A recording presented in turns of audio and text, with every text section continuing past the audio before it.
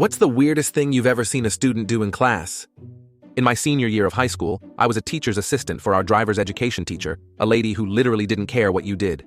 She was the kind of teacher who let kids go to their cars during class to mess around and do whatever. Every day I had to go to her class right before lunch.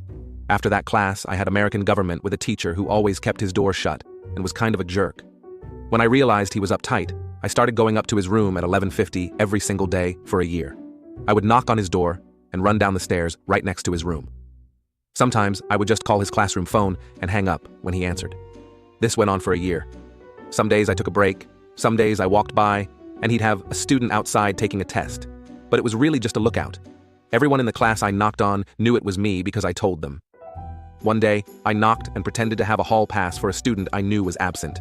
He sprinted to the door and opened it real quick, trying to catch me, and I was just standing there. Everyone in the class started yelling, "It's him! He's the knocker! Get him!" And the teacher turned to me and said, "Sorry, I have a class full of troublemakers." The best part was that he hated teaching the material, so it was easy to get him off topic. When I had him next hour for my government class, we'd always ask if he had caught the kid yet, and he'd go off on a long rant about how annoying the prank was. In the end, I graduated, and in the final senior issue of the school newspaper, there was a survey for seniors with a question. What was the worst thing you ever did and got away with? I answered, knocking on Mr. XXX's door every day. But then I got a student who graduated the year after me to keep doing the same thing, so the prank lives on.